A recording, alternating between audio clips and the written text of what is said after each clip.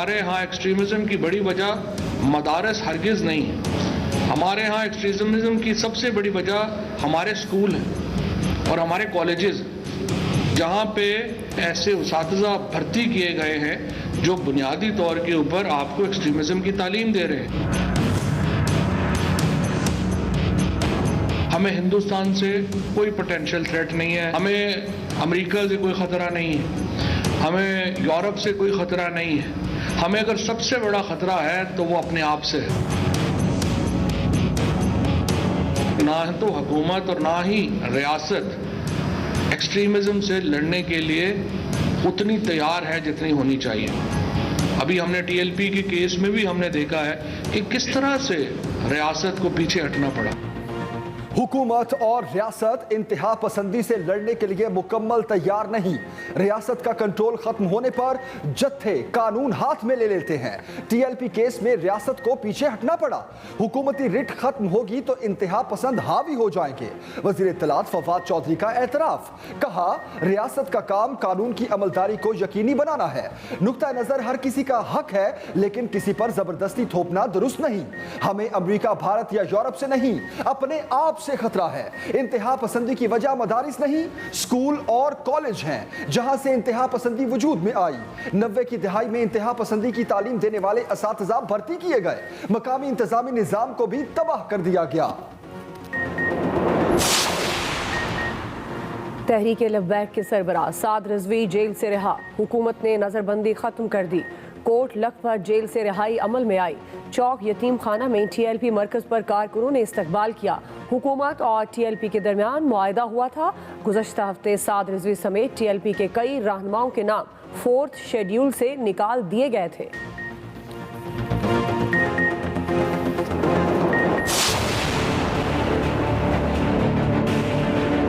वो लोग जो कि पुराने सिस्टम, करप्ट सिस्टम से फायदा उठा रहे हैं, वो चेंज नहीं आने देते। इसमें बहुत बड़े फ्रॉड चलते हैं। जाली वोट्स हैं, मरे हुए लोगों की वोट्स इन्होंने दर्ज करवाई हुई है। ये सारी उड़ जाती है जिस दिन EVM मशीन था। टेक्नोलॉजी का आज इस्तेमाल ना करना, इससे बड़ा अहमकाना क्या सोच हो सकती है। और ये इस वक्त ये जो सारा असेंबली में कल ड्रामा हुआ था, वो इस चीज का था। EVM से तमाम मसाइल हल हो जाएंगे, धांधली के तमाम रास्ते बंद हो जाएंगे। वज़ीर आज़म Imran Khan electronic voting machine की मंजूरी पर बेहद खुश। कहते हैं पुराने करप्ट निज़ाम से फ़ायदा उठाने वाले तब्दीली नहीं आने देते। यही लोग जिद्दत नहीं लाना चाहते।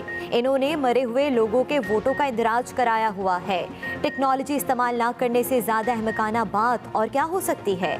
ऑपोजिशन समुंदर पार पाकिस्तानियों को वोट का हक देने की क्यों मुखालिफ है। ओवरसीज पाकिस्तानियों के पैसे से मुल्क चलता है, लेकिन उनके पास वोट का हक नहीं था। ओवरसीज पाकिस्तानियों को मुल्क की जमहूरियत में शामिल कर लिया। उनको वोट के हक से हर हुकूमत उनकी कदर करेगी। Question read class 2 as amendment to stand part of the bill. All those in favor say aye. All those against say no. I think ayes have it in considering the class 2 as amendment stand part of the bill. इंसानी तारीख में कभी technology इतनी तेजी से change नहीं इंसान की जिंदगी में लेके आ रही जो आज है। तो इसलिए टेक्नोलॉजी का आज इस्तेमाल ना करना, इससे बड़ा अहमकाना क्या सोच हो सकती है। ये धांधली ज़दा हुकूमत इविल विशेष मशीन पर तकिया किए बैठे हैं। Both houses of the parliament ने इसकी मंजूरी दी है, सो कानूनी तौर के ऊपर इसको चैलेंज करना का काफ़ी मुश्किल होगा। जनाब स्पीकर, हम आज से अगला इलेक्शन नहीं मानते हैं। हम आज से इलेक्टोरल वोटिंग मशीन नहीं मानते हैं। हम आपको ऐसे इलेक्शन में ही करने देंगे। 14 मरहले 4 पायलट प्रोजेक्ट। इलेक्शन कमीशन ने वोटिंग मशीनों से इलेक्शन मुश्किल नहीं, इंतहाई मुश्किल करार दे दिया। सेक्रेटरी इलेक्शन कमीशन ने कहा अभी कुछ नहीं कह सकते EVM इस्तेमाल होगी या नहीं। कायमा कमेटी के इजलास में मशीन से मुतालिक सवालात पर नए चैलेंज सामने आ गए। सेक्रेटरी इलेक्शन कमीशन के मुताबिक EVM के इस्तेमाल में चैलेंज दरपेश हैं। अभी मशीन की खरीदारी और अमले की ट्रेनिंग समेत 14 मराहिल से गुजरना होगा। मशीन के इस्तेमाल से मुतालिक मजीद 3 3 से 4 पायलट प्रोजेक्ट्स भी करना पड़ेंगे। अभी ये भी तय करना मुमकिन है कि एक पोलिंग स्टेशन पर कितनी इलेक्ट्रॉनिक वोटिंग मशीनों की जरूरत पड़ेगी।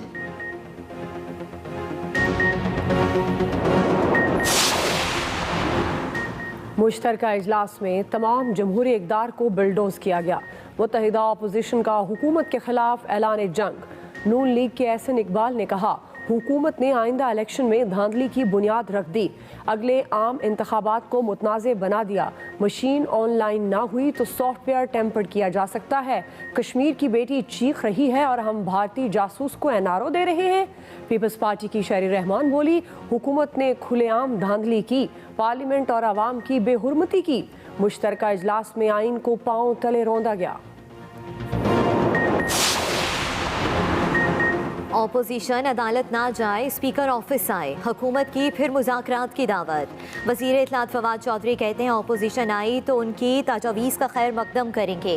EVM के निज़ाम को पहले सिर्फ समझें, उनके तमाम खदशात दूर करेंगे। ओवरसीज़ पाकिस्तानियों के वोट के हक़ के पीछे नहीं हट सकते, ये हमारा इंतखाबी वादा था। ये भी बोले कि शरीफ और जरदारी ख़ानदान की सियासत किस्सा पारीना है। अब ऑपोजिशन में भी नए खिलाड़ियों की बारी है।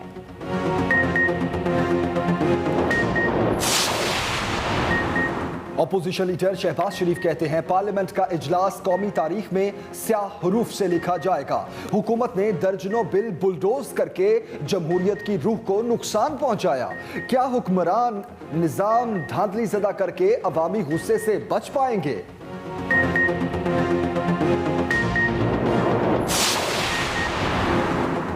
हुकूमत के खिलाफ PDM ने कमर कस ली। मौलाना फजलुर रहमान कहते हैं, इलेक्शन से पहले इंतखाबी निज़ाम को कंट्रोल किया जा रहा है। मुल्क को खिलाफ आइन इक़दामात से नहीं चलाया जा सकता।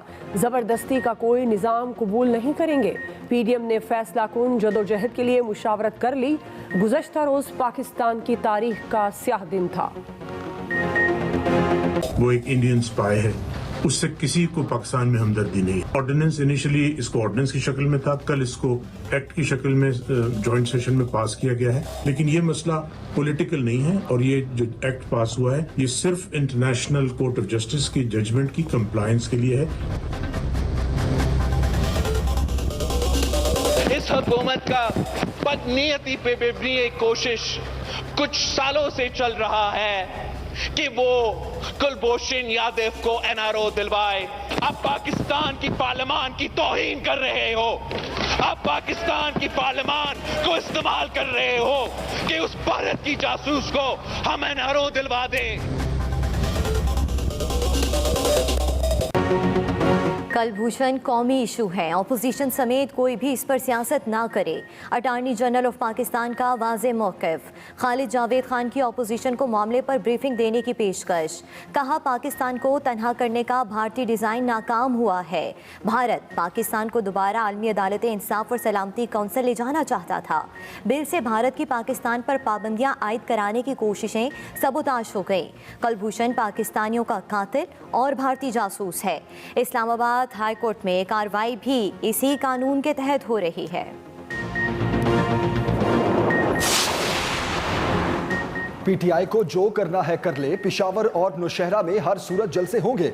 चेयरमैन पीपल्स पार्टी बिलावल भुट्टो ने तबले जंग बजा दिया। कहा, अगर KP में हुकूमती जमात के जलसे हो सकते हैं तो पीपल्स पार्टी के क्यों नहीं? अगर जलसों पर पाबंदी की आड़ में जियालों को हिरासा किया गया तो दमादम मस्त कलंदर होगा। PTI हमारी हुकूमत मुखालिफ मुहिम से हवास बाख्ता होकर हमारे जलसे रोकने की कोशिश कर रही है।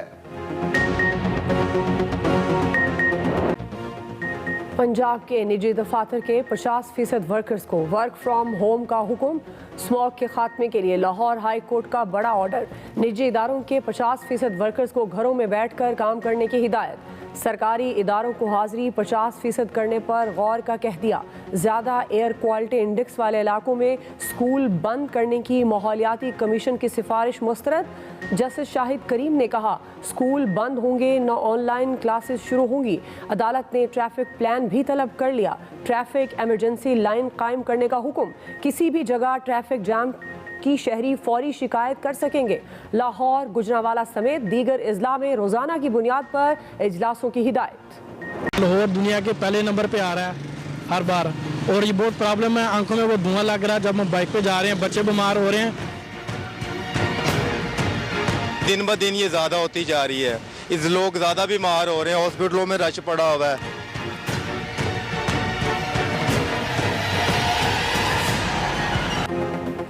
बागों के शहर की फिजा सांस लेने के लिए इंतहाई खतरनाक। लाहौर को आखिर हो क्या गया? फिजाई आलूदगी में दुनिया का पहला नंबर का शहर बन गया। Air quality index 72, particulate matters की तादाद 400 से ऊपर, बीमारियां आम होने लगी, अस्पतालों की इमरजेंसियां भरने लगी, शहरी गले, सीने और पेट की बीमारियों में मुब्तला, आंखों में शदीद जलन से बिनाई भी मुतासर। डॉक्टरों ने अवाम को घरों से गैर ज़रूरी निकलने से मना कर दिया। बुजुर्गों और बच्चों के लिए स्मोक को इंतहाई मुज़र सेहत करार दे दिया। साहिवाल, गुजरांवाला, भावलपुर, मुल्तान समेत दीगर इलाकों में भी स्मोक ने हर शय धुंधला दी। नई दिल्ली में स्मोक इमरजेंसी काम करने लगी। फिजाई आलूदगी में कुछ कमी।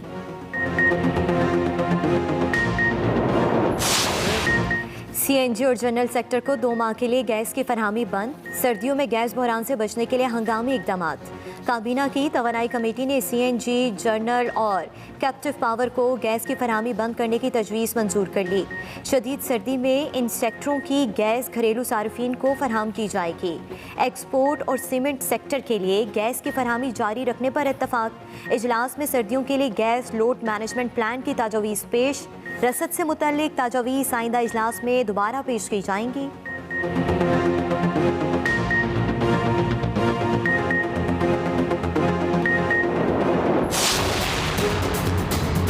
हमारे पास इस वक्त 48 अफसरान की कमी है। मैं फेडरल गवर्नमेंट को और एस्टेब्लिशमेंट डिवीजन को वार्न करता हूँ, झगड़ा हुकूमत सिंध के साथ है, इस सियासत में इन्वॉल्व ना हो, उन अफसरान को आप तंग ना करें। कल को फिर अफसरान को चिट्ठियां लिखना शुरू कर देते हैं डायरेक्ट। पिछले साल तो गंदम की कीमत हमने 2000 मुकर्रर की थी, मार्केट में उससे भी ऊपर थी, तो हमें वो प्रोक्योर करने में इश्यूज आ रहे थे। अगर पेट्रोल की कीमत 20, 25, 30% बढ़ जाती है, ये कीमत भी तो आप लगाएं हमारी। कुछ लोग सिंध हुकूमत को कमजोर करना चाहते हैं। लड़ना है तो सिंध काबीना से लड़ें, अफसरों को तंग ना करें। वज़ीर आला सिंध मुराद अली शाह की वार्निंग। कहा, वफाक सिंध हुकूमत को काम से रोकना चाहता है, अफसरान के मामले पर सियासत ना की जाए। एस्टेब्लिशमेंट डिवीजन सिंध के इंतजामी मामलात में मुदाखलत ना करे। वज़ीर आज़म से 3 साल में 2 या 3 मुलाकातों के अलावा कोई मुशावरत नहीं की। वज़ीर आज़म ने सारे इख्तियारात किसी और को दे रखे हैं। सिंध हुकूमत ने गंदम की इमदादी कीमत 2200 रुपए फी मन मुकर्रर कर दी। इलेक्ट्रिक गाड़ियां रजिस्टर करने की इजाजत भी दे दी।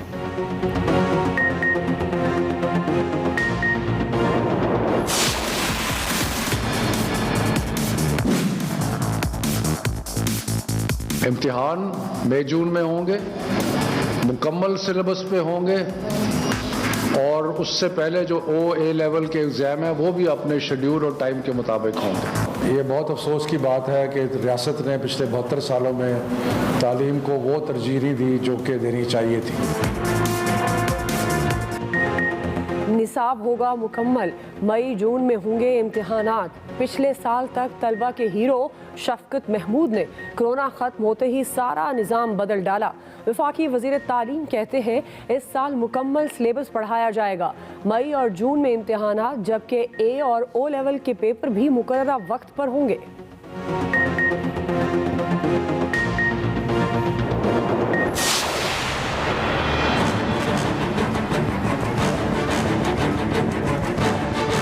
तरीके से बात करो, तरीके से। मैं निकालता हूं आपको यहां से, मैं दे रहा हूं, तरीके से बात करो।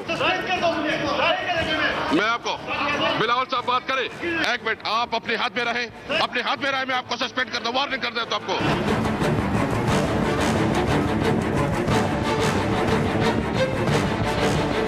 आप हाथ में रहे, अपने हाथ में रहे।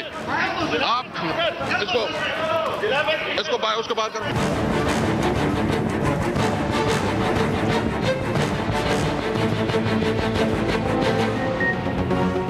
पीपल्स पार्टी के कादिर खान मंदोखेल पर कौमी असम्बली के अहाते में दाखिले पर पाबंदी। स्पीकर असद कैसर का पार्लियामेंट के इजलास में गैर पार्लिमानी रवैये पर एक्शन। पाबंदी जुम्मे के रोज़ होने वाले कौमी असम्बली इजलास के लिए होगी।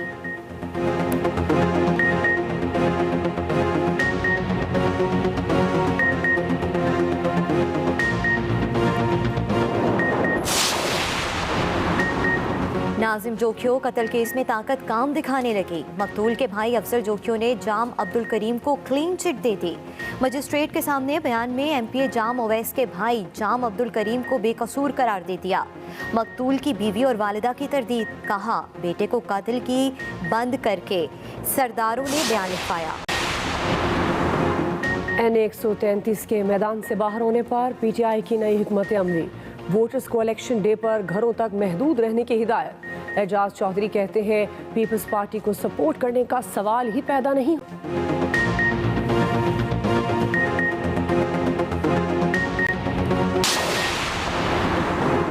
पंजाब से सिंध गन्ना ले जाने वाली गाड़ियों की भरमार, 2 रोज से बदतरीन ट्रैफिक जैम। जिले इंतजामिया के मुताबिक गन्ना सिंध ले जाकर फरोख्त करने पर पाबंदी है। कोट सब्जिल चेक पोस्ट के करीब गाड़ियों को रोक दिया गया। काश्तकारों का एहतजाज, सिंध पंजाब बॉर्डर बंद कर दिया। लोडेड ट्रॉलीज कौमी शाहराह पर खड़ी कर दी।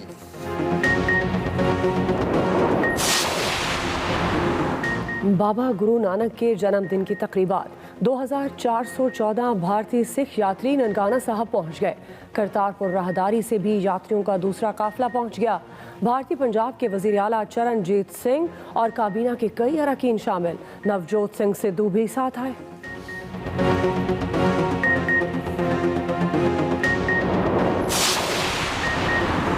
वज़ीर आला पंजाब उस्मान बुज़दार का अक़लियती बरादरी के लिए मुलाजमतों के मुख्तस 5% कोटे के तहत खाली आसामियों पर भर्ती का ऐलान। पाकिस्तान हिंदू काउंसिल के बानी रमेश कुमार से मुलाकात। बाहमी दिलचस्पी के अमूर और अक़लियती बरादरी की फलाह बहबूद के लिए किए गए इक़दामात पर तबादला ख्याल। उम्र तो सिर्फ नंबर है, जज्बा तो असल दिल में है। पाकिस्तान के 70 साला नसीमुद्दीन ने तारीख रकम कर दी। वर्ल्ड रिकॉर्ड बनाकर गिनीज बुक में नाम दर्ज करवा लिया।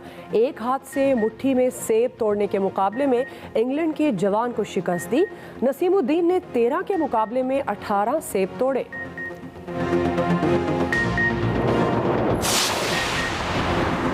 बहरा रोम में गिरकर तबाह होने वाले जदीद तरीन बरतानवी जेट की तलाश जारी।